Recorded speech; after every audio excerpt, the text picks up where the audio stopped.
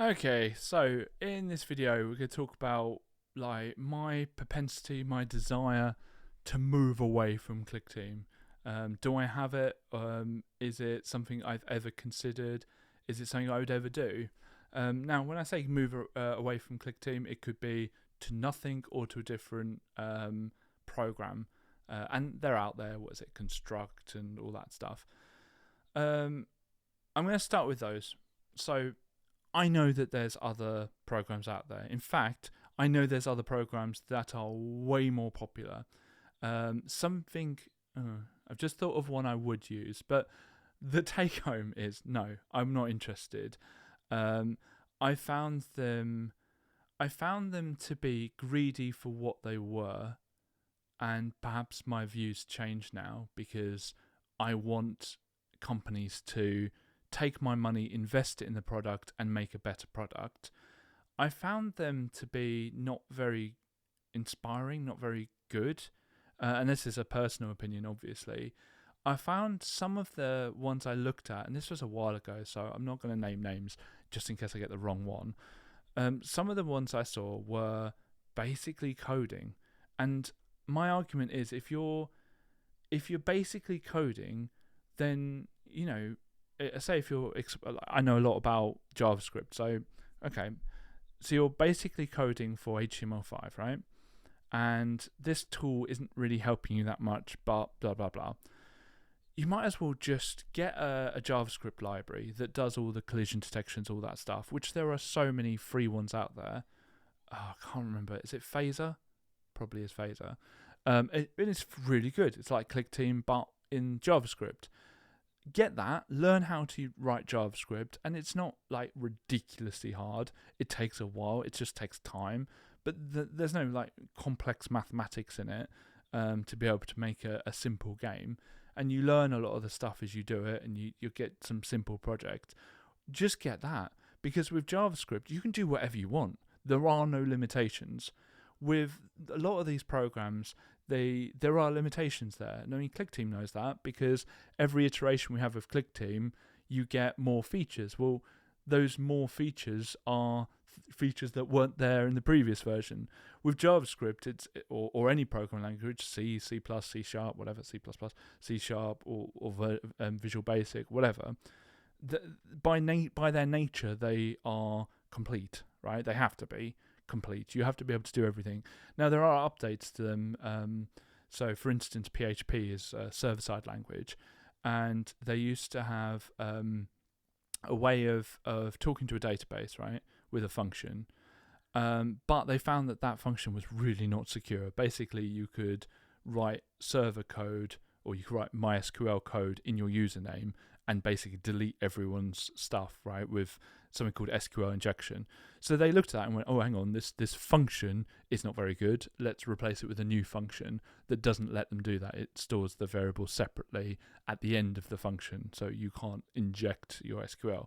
So there's updates like that, but that's not like something you couldn't do. That's just something done a slightly different way to make it more secure. Like with PHP, JavaScript, all these languages, you can do everything. So if you have the choice between using a program or learning to code, learn to code. Oh my goodness, it's so much better.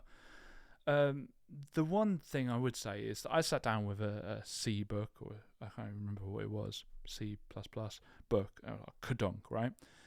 And it's really, really boring learning stuff from scratch. With Clickteam, it was fun. You're making games. You're making Pong, then you're making a platformer. It's all fun, and you're learning whilst having fun. With a lot of these books, it was like you're halfway in, and it's like, right, now you can do 3 times 4. Oh, excellent. Now I know 3 times 4 is 12. Brilliant. Like, it's not very entertaining. And so, like, there's a hump with it, right? You've got to get over the hump where you've learnt the basics. And I've tried to learn Swift, which is the new Objective-C for iOS programming, and I've had the same thing where you just go through, and like I'm that close to going over that hump, and I get across something which are optionals or something, and it's just like random question marks or exclamation marks. You have to bung seemingly randomly. I know they're not randomly, I think they're about unpacking something that could be a null, and you got to make sure it's not a null, and all this stuff. And it just like I just go, no, right, I'm done. I'm done. I'm going back to my day job. I can't be bothered with that anymore. And with Clickteam, I've never felt like that. But I feel with the other programs, you've got to go over that hump. It's really difficult with me for Clickteam because I've always known it. It's like me with maths. I've always known it. So like when I'm teaching kids, which is one of my many day jobs, how to do maths, I don't know. Like it's always come to me very easily, so I don't know why they don't understand it. And so like last decade and a half is me trying to learn why they don't know it. And ClickTeams feels like that they've learnt that, they know exactly what the issues will be, and they've set it out so beautifully in that Excel spreadsheet like grid, where you can just see everything. It's all just so visible, and you can organize it better now, etc. With the other ones, they weren't like. There's some that copy this grid that ClickTeam pioneered, and do it, I feel, worse. And some of you might say in the comments, "Oh, you should try X. It's really good. It's much better than ClickTeam." I just don't believe anyone who says that, and perhaps I'm too deep into ClickTeam now. Perhaps I'm too stubborn. I think if everyone said to me, right, like go and learn this, I think my argument would be like, and probably I'm so deep now where if I'm going to learn something, I would learn like Unreal or Unity. Like I'd learn something that is a step up from ClickTeam, not an equivalent program. So I feel ClickTeam's better, but even if it's not better, I'm just too deep into ClickTeam now. Would be my answer. I'd love to find out what you think. If you do use multiple ones, and I really don't, but if you do use multiple ones, what do you think? Is ClickTeam better? I feel it is, but I'm biased because I love ClickTeam. The other question I started this video off is like, do I ever see myself moving away from ClickTeam? As I said a couple of videos ago, yes, I did before. I didn't use ClickTeam all the way through university. It was only afterwards where it was, I can't remember, Game Maker, Game Creation, something like that. Game Maker, I think it was. But anyway, then I got back into it. The macro usage that I talked in the last video about, where you can just do anything with your computer with ClickTeam in 2 seconds. Something I haven't talked about is, so I'm going to give you a hypothetical. It's a complete hypothetical, but if you couldn't be bothered to, put in metadata on YouTube, right? So when you upload a video on YouTube, you've got to put in the title, you've got to put in this, you've got to put in that, you've got to put in that. And in some of the projects, I have that in a spreadsheet. So it's easier for me to do all the videos I'm going to do. I don't do it on this channel because these are ad hoc, but like when I'm planning out what videos I'm doing, I have that in a spreadsheet.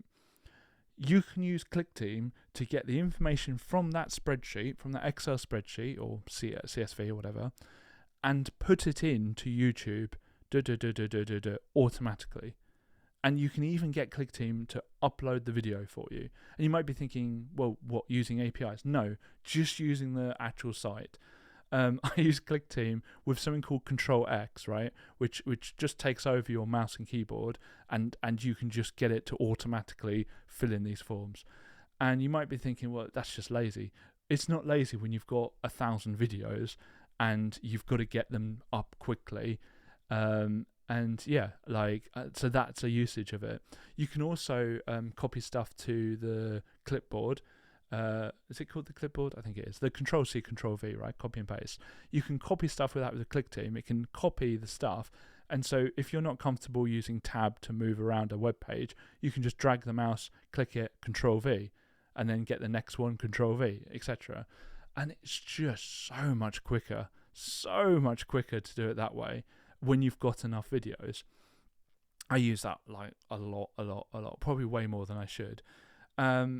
Again, you might be thinking, well, why don't you just use the API? APIs have limits, and I think when you're trying to upload a lot of videos, the YouTube API, like the Google API, is perhaps not very generous, and you've got to learn what the API is. You've got to go through, like, it takes a long time to properly learn an API. You've got to get a key, which sometimes you have to pay for, etc., etc., etc. So there's a use for Clickteam. So would I ever completely move away from it? Oh, I don't see it, because that's way too useful for me. That can save me time doing my job. Having said that, I don't own Clickteam through the business. I don't think I use it enough in the business to claim anything. C'est la vie.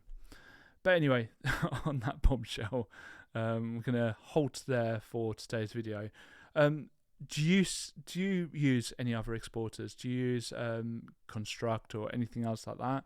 Or would you ever move away from Clickteam? Let me know in the comments below, and I will read all your comments this week, and hopefully in next week's videos, if I make them, because I am really, really busy over the next month, I will hopefully respond to them. Maybe I'll do like a hand video on the iPhone or something.